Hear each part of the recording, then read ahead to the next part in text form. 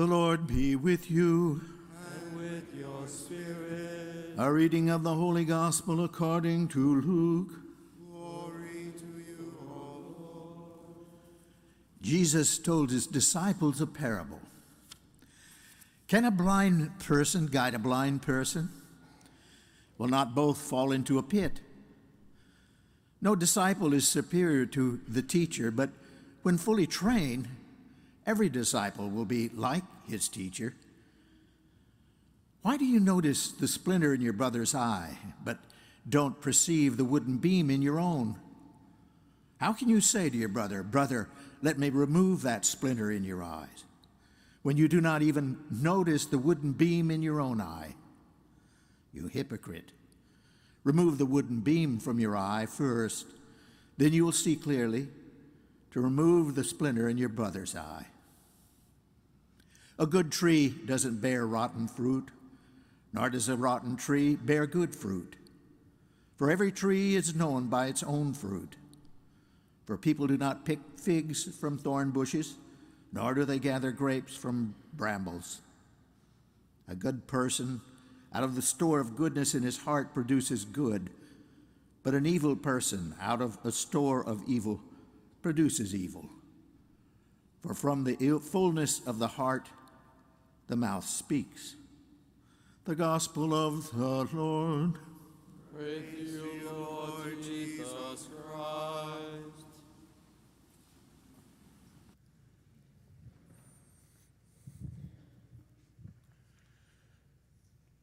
There is a saying that tells us that when you pull one thread, you get the whole tapestry.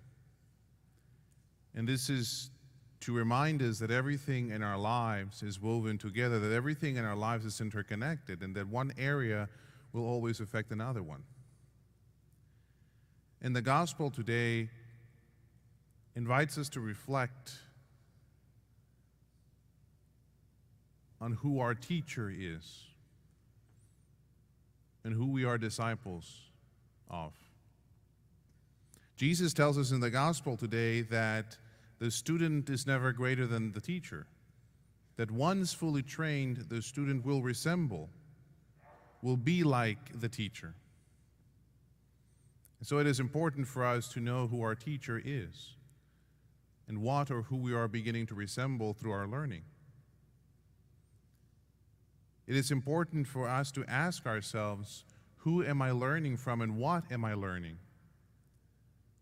Because these apparently simple questions, this small thread in our lives, affects the whole tapestry of our existence. Who we learn from and what we learn will affect the way we understand reality. It will affect our worldview.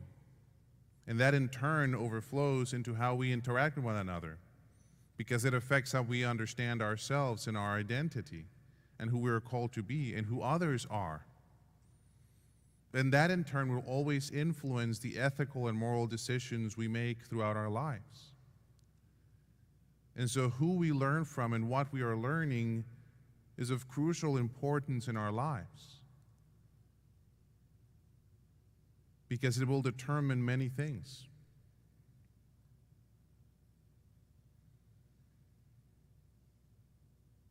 And so the gospel invites us and challenges us today to ask ourselves that question.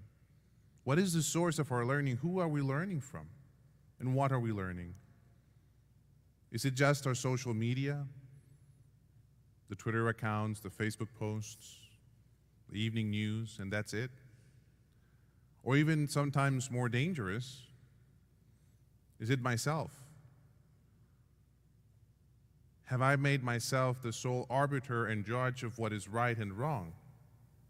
Have I made my own opinion and my own point of view the gospel truth, and I will accept nothing else? Or have I learned to spend time with the Lord? Do I learn from Jesus Christ? Do I learn from His church through the gospel and the teachings that the church gives us?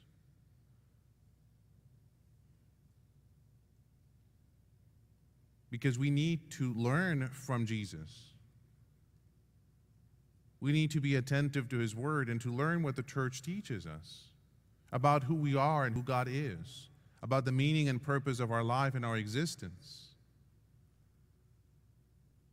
Because this changes everything.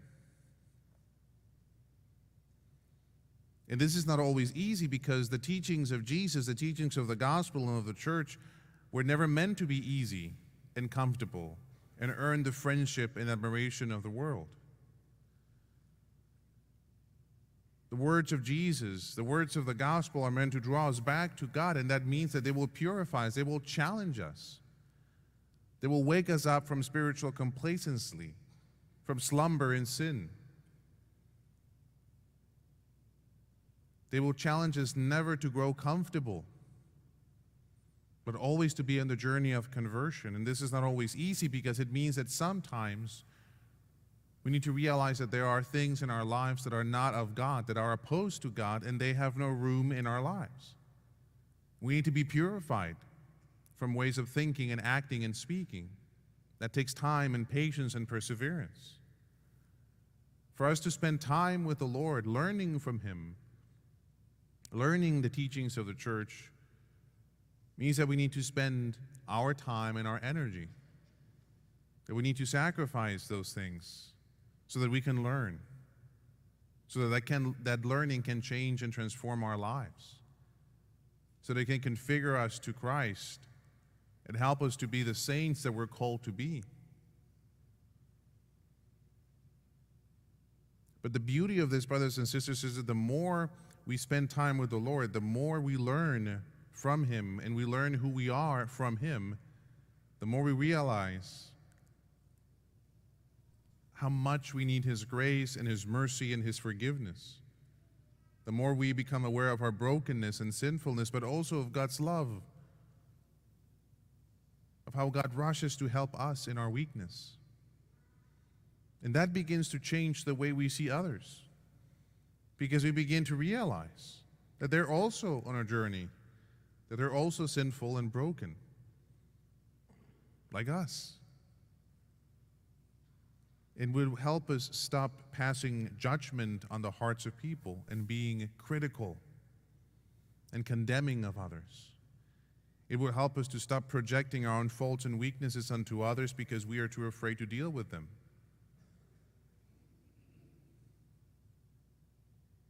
That's why it's necessary for us to learn from Christ and to learn the Gospels and the teachings of the church, because this will transform our lives. And with the Gospel today, when Jesus tells us, to become aware of who we are, to remove the wooden beam, notice that He is not saying that fraternal correction should be dismissed, because He says we need to remove the wooden beam in our eye so that we can help our brother to remove the splinter in his eye.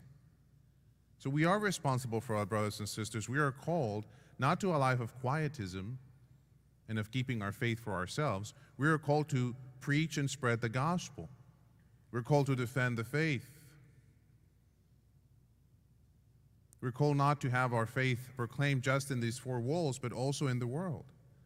And that means sometimes correcting those who are in error or instructing the ignorant, even though it's not the popular thing to do nowadays. So it's not about being politically correct, it's about being honest and faithful to the gospel out of love for God and others.